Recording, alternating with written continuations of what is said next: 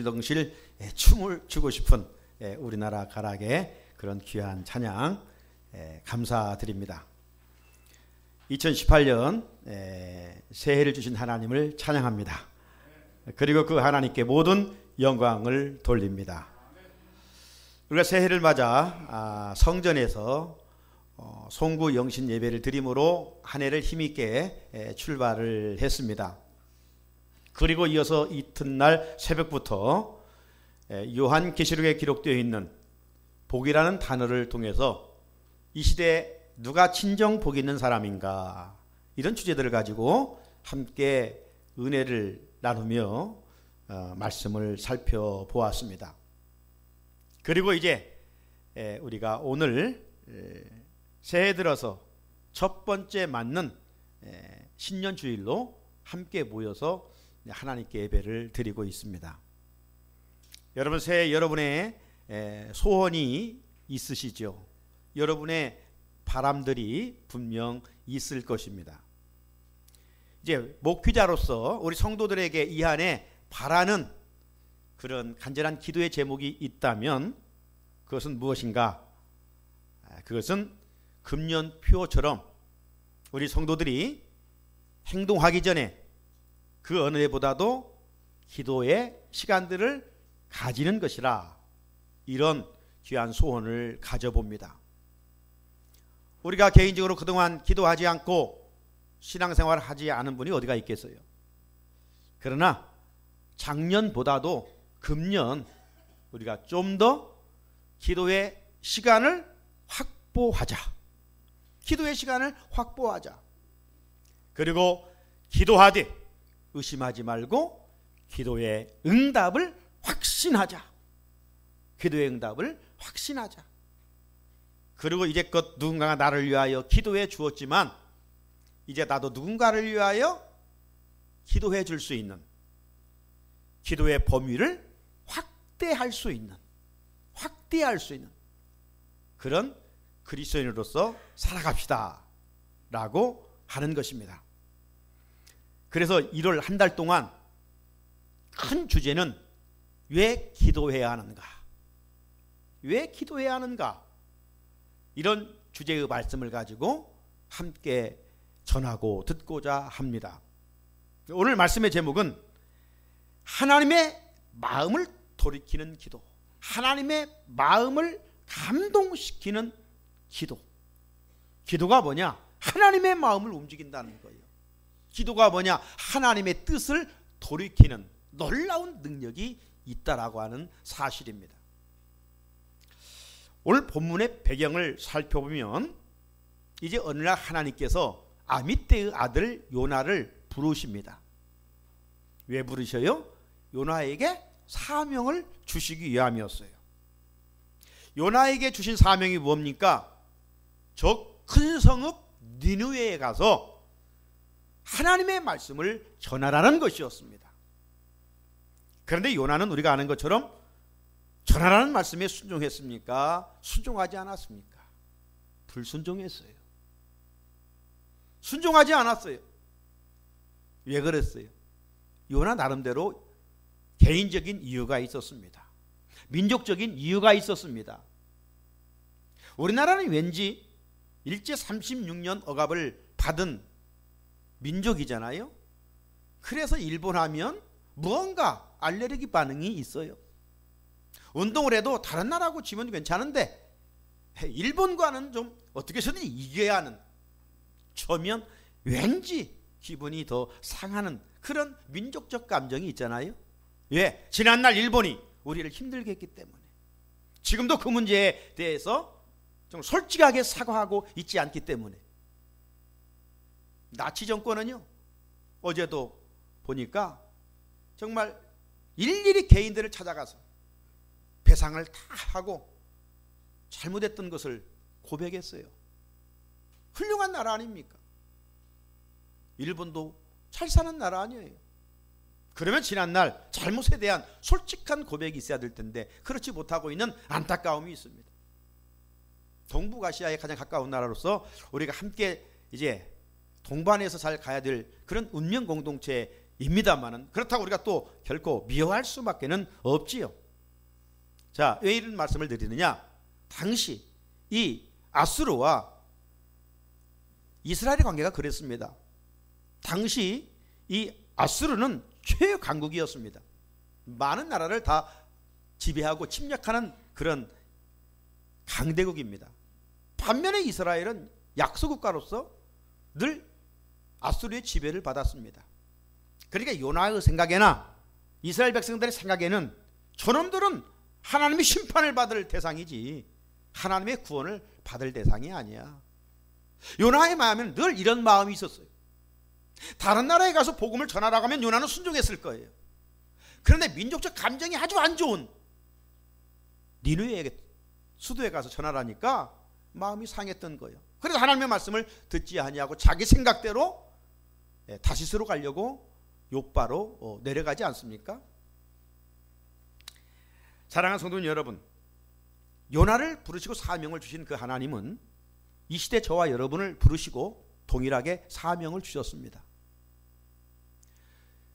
우리가 전할 대상은 다를지라 할지라도 우리가 전할 내용은 똑같은 것입니다.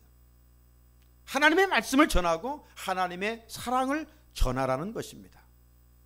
그런데 오늘 순종하고 있습니까? 우리는 내 생각대로 불순종하고 있습니까? 오히려 우리가 전해야 할 대상은 누구입니까? 나와 관계가 좋지 않은 자들에게 오히려 전하라는 것입니다. 그런데 우리는 내 생각의 잣대 속에 오히려 그들에게는 복음을 전할 기회마저 전혀 갖지를 않습니다. 무관심합니다. 여러분, 문제는 뭡니까? 하나님의 사명을 받은 요나가 자기 마음대로 행동한다고, 자기 생각대로 행동한다고 가는 길이 형통했습니까? 아니죠. 하나님의 말씀에 불순종하니까 그 인생길이 계속 내리막길이에요. 내려가고 어디로 내려갑니까?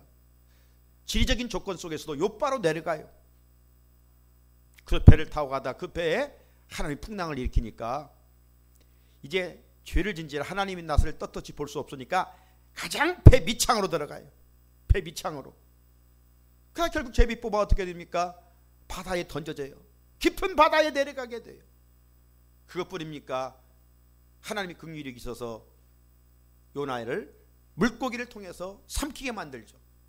물고기 뱃속에까지 내려가는 인생을 살게 된 거예요.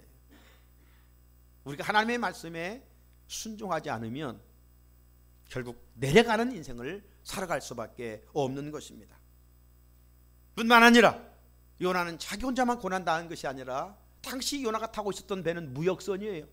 많은 사람들이 무역하기 위해서 고가의 물건들을 지금 구입해가지고 목적지가 가야 되는데 풍랑으로 인해서 도저히 목숨을 살려야 되니까 그 고가의 물건들을 다 바다에 던지고 목숨만 건지려고 하는 요나 때문에 다른 사람에게까지 피해를 주었던 거예요. 오늘 하나님이 우리를 부르신 것은 우리 한 사람 한 사람을 귀하게 사용하시려고 부르신 것이지 그냥 나 혼자 구원받기 위함이 아니라는 사실이에요. 그래서 우리는 사명적 존재예요. 이 사명을 감당하지 못하면 내 삶에 하나님이 그냥 지키만 보시는 것이 아니라 풍랑을 일으키셔요. 고난을 우리에게 허락하셔요. 그래서 깨닫게 하시는 겁니다. 깨닫게 하시는 거예요. 여러분, 우리 자녀들이 말을 듣지 않고 그러면 그런 말을 합니다. 너 매 맞고 할래? 맞지 않고 할래? 그러면 맞고 할 거야? 안 맞고 할 거야? 맞고 하면 그만큼 손해보는 것 아닙니까?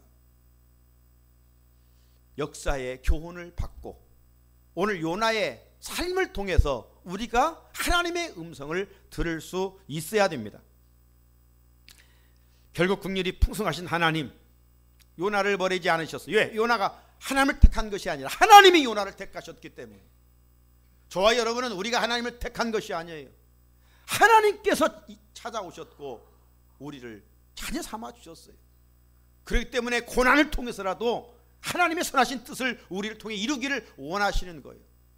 그래서 고난은 변장된 축복이라고 부르는 거예요. 요나 물고기 바다에 던져졌지만 하나님이 큰 물고기를 예비하셨죠. 그리고 요나가 죽은 줄 알았겠지요. 물고기에 삼켜진 바 됐는데 어떻게 살겠어요? 그러나 전능하신 하나님이 그를 지켜주셨어요. 시간이 지난 후에 요나가 깨어보니 자기 목숨이 살아있거든요.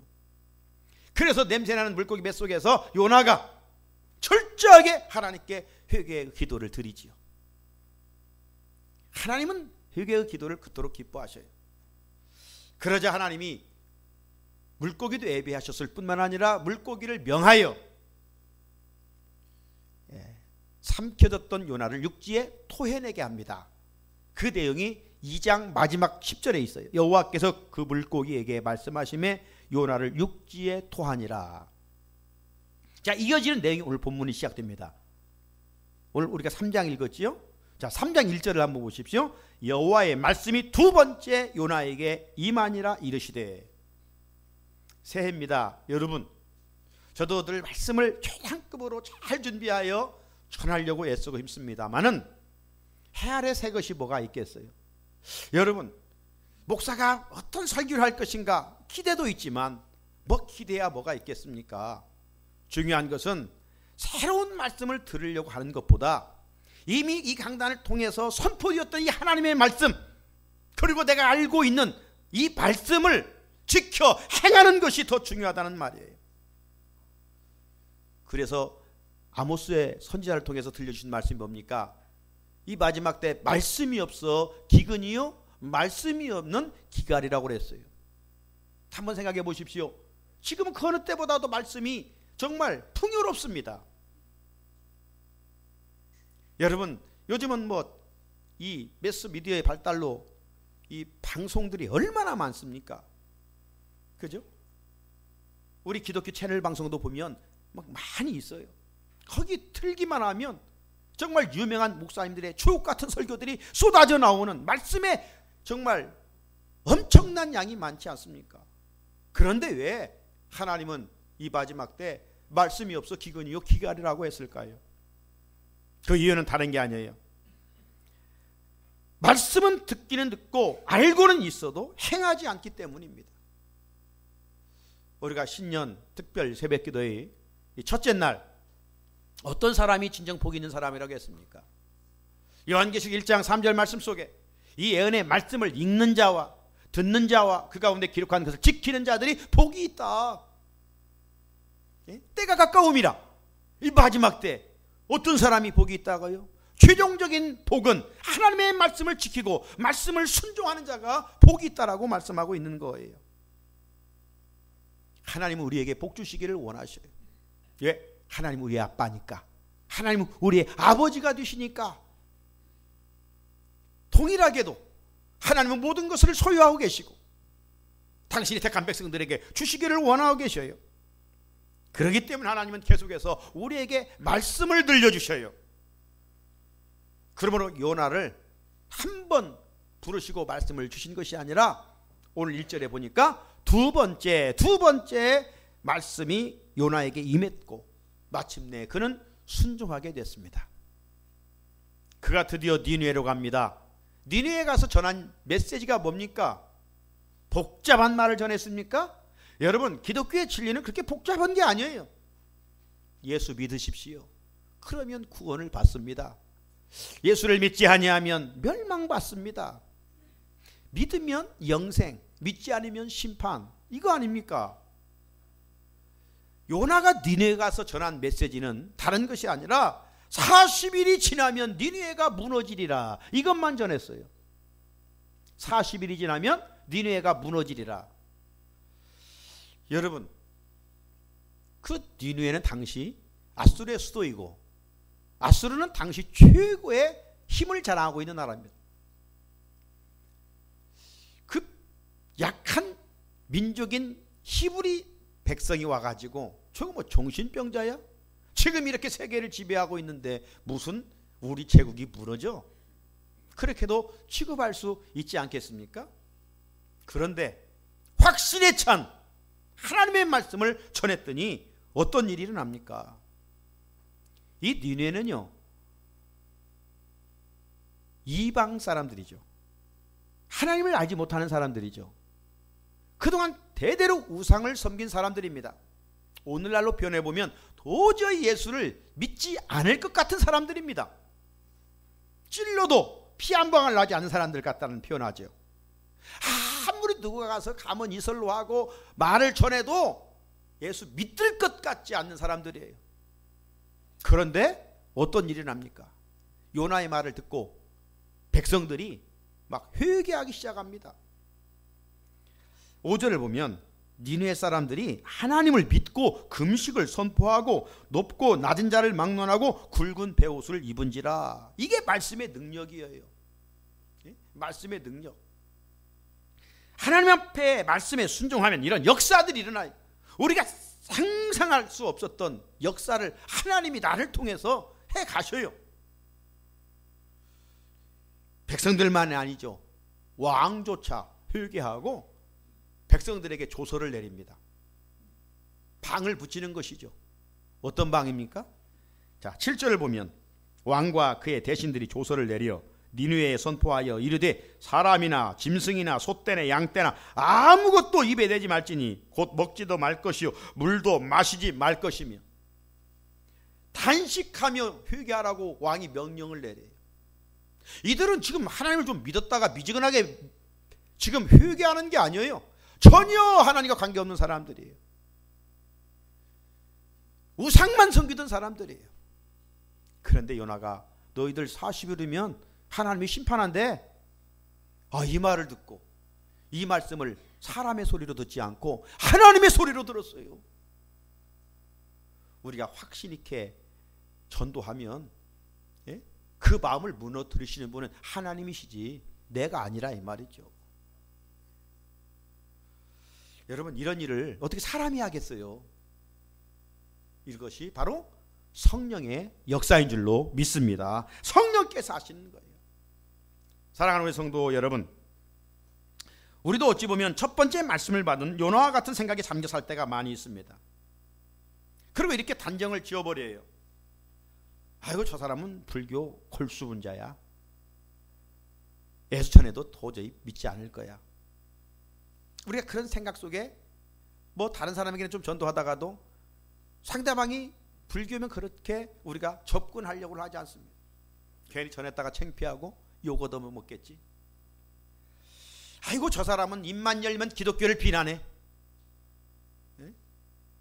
그러니까 우리가 아예 저 사람들에게는 전도할 생각이 없는 거죠. 여러분, 새해에는 오히려 이런 사람들에게 우리가 전도해보자는 것이죠. 우리 사명이 뭐예요? 저들이 듣든지 안 듣든지 우리 말에 권세가 있는 거예요. 왜? 성령이 역사하니까. 우리가 확신 있게, 이게 중요한 것이지. 우리가 말을 잘해서 저들의 마음을 움직이는 거 아니에요. 여러분, 가장 위대한 선교사가 누굽니까? 사도 바울 아닙니까? 처음부터 바울이 바울이었습니까? 아니잖아요. 그는 예수를 믿는 사람을 핍박한 사람이에요. 예수 믿는 사람들 잡아 죽이는 사람이에요. 그런데 그가 한 번 꺾어지니까 그렇게 귀하게 쓰임받잖아요. 오늘 우리 생각 속에서는 저 사람은 안 되라고 하지만 하나님은 돼. 네가 구원받았던 것처럼 저 사람도 구원받아야 할 대상이야. 하나님은 그런 마음을 가지고 계셔서 우리를 요나를 부르신 것처럼 저와 여러분을 이 시대에 불러 세워주셨다는 사실입니다. 우리가 복음을 전하면 우리 영혼의 세포들이 춤을 춥니다. 그리고 죽어가는 영혼들을 살려내는 것이죠. 사명적 존재로 살아가니 얼마나 복이 있는 사람입니까? 자, 요나가 물고기 뱃속에서 그렇게 기도했습니다. 그리고 니느웨 왕과 백성들이 금식하며 또 기도를 드렸습니다. 그 결과가 무엇입니까? 그 기도의 결과는 하나님께서 뜻을 돌이키셨어요. 하나님의 마음을 감동시키셨어요.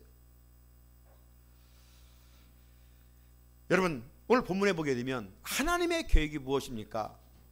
죄악으로 물든 그 니느웨를 멸망시키기로 작정하셨어요. 하지만 긍휼이 풍성하신 하나님은 저들에게 요나를 통해서 회개할 기회를 얻게 하십니다. 그래서 요나로 하여금 말씀 전하라고 했던 거예요. 그런데 뜻밖의 놀랍게도 저들의 반응은 놀라웠던 것입니다.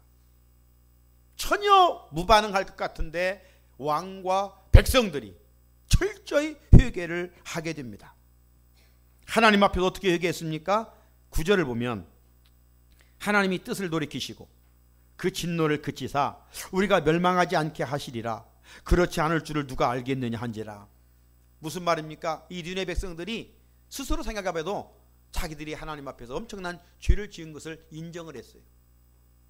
우리는 하나님의 심판을 피할 길이 없음을 그들이 인정하고 있는 거예요. 여러분, 이들은 그 기도가 지금 잠깐 위기를 모면하려고 하는 얄팍한 기도가 아니에요. 기독교 역사 어떤 현장에서보다도 정말 철저하게 몸부림치며 회개한 그런 시간들이었습니다. 저들의 기도에는 진실함이 묻어 있었어요. 살 길은 오직 하나님밖에 없음을 저들이 인정했던 것이지요. 그렇게 간절히 사모한 기도의 응답이 무엇입니까? 10절인데 다시 한번 같이 읽어볼까요? 10절 시작. 하나님이 그들이 행한 것 곧 그 악한 길에서 돌이켜 떠난 것을 보시고 하나님이 뜻을 돌이키사 그들에게 내리라고 말씀하신 재앙을 내리지 아니하시니라. 할렐루야. 이처럼 간절하게 부르짖는 기도는 하나님의 뜻을 돌이키는 능력이 있습니다. 기도하면 하나님의 마음이 약해져요. 특별히 우리 사랑과 관계 속에서도 자녀들이 잘못했다가도 눈물 비치면 혼내려고 하다가도 그냥 품고 말잖아요. 우리 하나님도 마찬가지. 우리와 같은 인격을 가신 하나님, 우리가 눈물 흘리면 더 이상 그 죗값을 묻지를 않으셔요. 대신 우리의 죗값을 당신의 아들 예수의 십자가에 전가해 버리셔요. 예수님이 대신 지도록 하시는 거예요. 성경에는 정말 이처럼 기도하여 하나님의 뜻을 돌이키는 사건들이 많이 있어요. 그 중에 한 사건을 말씀드리면 이 모세입니다. 모세가 이스라엘 백성들을 출애굽시킨 지도자로 이제 광야를 백성들과 함께 지나가죠. 3달쯤 되었을 때 저들이 애굽을 떠나 시내산 기슭까지 도착하게 됩니다. 그때 하나님께서 이제 저들 선민처럼 살아갈 수 있도록 율법을 주시기 위하여 모세를 시내산으로 부르시죠. 그리고 그곳에서 모세로 하여금 금식하고 준비하게 하여 이제 40일 동안 머물게 합니다. 그런데 그 시내산 기슭에 자리 잡고 있었던 이스라엘 백성들이 지도자 모세가 내려오지 않자 엉뚱한 생각을 제안합니다. 모세 형 아론에게 지도자가 내려오지 않으니 앞으로 우리를 인도할 신을 만듭시다. 야훼 하나님이 왜 무슨 신이 있습니까? 그런데 저들은 이집트라고 하는 그 우상 문화에서 오래도록 살았습니다. 이 이집트에는 보이는 것이 온갖 신입니다. 그러니까 그 마음이 앞선 거예요. 지도자 모세는 보이지 않자 불안하자 보이는 하나님을 만들자. 그러면 아론이 그 제안을 받고 어떻게 반응해야 정상입니까? 야 이놈들아 정신 차려. 하나님의 무서운 진노를 받으려고 하느냐? 하나님 한 분만 선교하지 무슨 우상을 만들려고 그래? 이렇게 나왔어야 되는데 아론이 맛이 갔어요 그때. 그래가지고 그래? 그러면 여자들과 네 자녀들이 차고 있는 귀걸이, 금고리 그거 다 가져와. 그걸 가지고 녹여가지고 조각칼로 새겨가지고 뭘 만듭니까? 금송아지 우상을 만들어요. 금송아지 우상을 만들게 됩니다. 이집트에는 이 송아지 우상 멤피스가 아주 유명하거든요. 그 아론이 그걸 만들어요. 만들어 놓고 뭐라고 이야기하느냐? 이스라엘아, 이는 너희를 애굽 땅에서 인도하여낸 너희 신이라. 이렇게 선포를 해요 아론이. 그리고 아론이 그 앞에 제사를 지내고 단을 쌓습니다. 그리고 백성들은 그 주위에서 뛰고 놀고 노래하고 광란의 밤을 보내고 있는 겁니다. 이 모습을 하나님이 보셨어요. 그리고 시내산에 올라와 있는 모세에게 이야기합니다. 모세야, 지금 빨리 내려가라. 출애굽한 너희의 백성이 지금 심히 부패하였다. 그리고 하나님께서 의의 분노를 발하시면서 이렇게 말씀하십니다. 출애굽기 32장 10절인데 그런즉 내가 하는 대로 두라. 내가 그들에게 진노하여 그들을 진멸하고 너를 큰 나라가 되게 하리라. 사랑하는 성도 여러분, 여러분이 모세의 입장이라면 어떻게 하셨겠습니까? 저런 정신없는 것들 어떻게 그럴 수가 있어? 하나님의 벌을 10번 받아도 싸지. 어떻게 여기까지 왔는데 그렇게 행동할 수 있어? 하면서 막 열을 낼 수 있잖아요. 그런데 모세는 그러지를 않았어요. 하나님께 그 백성들을 품고 하나님, 저들의 연약함을 아시지 않습니까? 저들을 여기까지 인도하시지 않았습니까? 주님의 큰 팔로 붙드시고 여기까지 인도하시지 않았습니까? 다시 한번 용서해 주십시오. 간절하게 그 백성을 위해서 기도드립니다. 출애굽기 32장 11절을 보면 모세가 그의 하나님 여호와께 구하여 이르되 여호와여 어찌하여 그 큰 권능과 강한 손으로 애굽 땅에서 인도하여 내신 주의 백성에게 진노하시나이까? 12절 말씀 중에 보면 주의 맹렬한 노를 그치시고 그 뜻을 돌이키사 주의 백성에게 화를 내리지 마옵소서. 이는 마치 오늘 본문에 느네의 왕과 백성들이 요나의 말을 듣고 정말 철저하게 마음을 찢으며 회개하여 하나님께 나갔던 것처럼 오늘 모세가 그 백성의 죄악을 품고 하나님께 간절하게 중보 기도를 드렸어요. 모세의 간절한 기도가 어떻게 응답됐을까요? 자, 출애굽기 32장 14절 같이 읽어봅니다. 출애굽기 32장 14절 시작. 여호와께서 뜻을 돌이키사 말씀하신 화를 그 백성에게 내리지 아니하시니라. 할렐루야. 심판하기로 작정하셨는데 모세의 중보 기도를 들으시고 그 뜻을 돌이키셨어요. 사랑하는 성도 여러분, 이 모세의 중보 기도는 장차 이 땅에 오셔서 인류를 죄악 가운데 구원하시기 위한 예수님의 중보 기도의 예표입니다. 예수님께서 정말 중보 기도 드리심으로 모든 인간을 죄와 사망에서 구원해내지 않으셨습니까? 그러므로 이제 우리도 모세처럼 그리고 우리 예수님처럼 이제 중보 기도의 사람이 되어야 됩니다. 중보 기도의 사람이 되어야 돼. 특별히 장로는 기도했습니다만 우리는 나라를 위해서 기도해야 될 때입니다. 북의 핵으로부터 국가적인 안보의 위기에 있습니다. 하나님 이 땅에 안전을 지켜주십시오. 평화를 주십시오. 한 달 앞으로 다가온 이 동계올림픽 하나님 은혜 가운데 준비되고 진행되고 마쳐질 수 있게 하옵소서. 그래서 우리나라가 정말 세계에 다시 한번 위대한 국가로 소문나 열방 가운데 흩어졌던 우리 파송된 선교사들이 코리아라는 이름을 가지고 더 힘있게 곳곳에서 복음을 전할 수 있게 하옵소서. 또 지방선거도 있고 그 작은 일들을 우리가 품고 나라와 민족을 위해 기도를 심어야 할 때입니다. 뿐만 아닙니다. 지금 한국교회가 얼마나 추락하고 있습니까? 날개에 꺾인 새처럼 추락하고 있는 이 한국교회, 다시 한번 하나님 촛대를 움직이지 마시고 다시 한번 붙드시고 한국교회에 말씀 안에 부흥이 일어나게 하옵소서.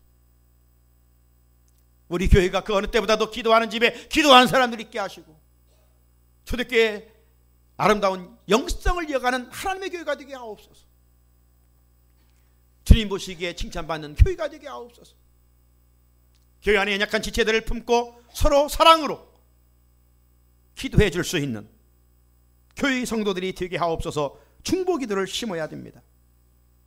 그리고 우리의 가정과 우리의 자녀들을 위해서 중보 기도해야 됩니다. 부모의 기도의 분량은 결코 헛되지 않습니다. 그러면 하나님께서 우리의 허물 가지고 있으면 덮어주시고 대신 은혜로 채워주시면서 합력하여 선을 이루게 하십니다. 사랑하는 성도 여러분, 하나님의 시선은 주님의 이름을 부르는 자에게 주목하고 계십니다. 하나님의 관심은 기도하는 사람들에게 있습니다. 그러므로 브레넨 매닝은 본질적으로 주님이 우리를 향한 관심을 갖는 부분은 우리가 기도하는 사람인지 주님과 친밀한 사람인지에 있다라고 이야기했습니다. 주님의 관심은 우리가 마음의 무릎을 꿇고 주님과 교제하고 있는지, 기도하고 있는지 여기에 관심이 있다라고 말씀하셨습니다. 그런 성도에게 기도는 일부가 아니라 신앙생활의 전부요, 가장 중요한 일입니다. 여러분, 기도만큼 중요한 것이 없어요. 왜? 영혼의 호흡이기 때문에. 호흡하지 않으면 우리는 시체라고 말합니다. 사람이라고 이야기하지 않아요. 만약 호흡을 하기가 힘들다면 중환자 시대가 중환자실, 식물인간이에요. 기도는 영혼의 호흡입니다. 이런 의미에서 기도는 잘하고 못하는 건 중요하니요. 대화를 무슨 문법을 가지고 대화합니까? 그냥 하면 되는 거예요. 눈을 뜨고도 하고 눈을 감고 하기도 하고 걸면서도 하고 자면서도 하고 다양하게 하나님께 그냥 묻는 거예요. 새해 우리의 소원과 비전을 갖고 출발합니다. 우리의 소원과 우리의 바람이 어떻게 열매 맺을 수 있을까요? 금년표를 마음에 새기십시오. 행동하기 전 기도를 심어라. 행동하기 전 기도를 심어라. 작년보다 그러므로 기도의 시간을 확보하시고, 기도를 하되 의심하지 말고 기도의 응답을 확신하고, 그리고 누군가가 나를 위하여 기도해 주었던 것처럼 어린이와 같은 신앙에 맴돌지 말고 나도 누군가를 위하여 기도할 수 있는 기도의 범위를 확대해 갈 수 있는 우리들이 되어야 됩니다. 왜? 이를 이루시는 분은 여호와 하나님이요, 이를 성취하시는 분도 여호와 하나님이시기 때문입니다. 기도를 풍성히 심고 하나님의 마음을 감동시킴으로 2018년도를 승리하는 복된 성도들이 되시기를 주님의 이름으로 축복합니다. 같이 주신 말씀 붙들고 기도 드리겠습니다.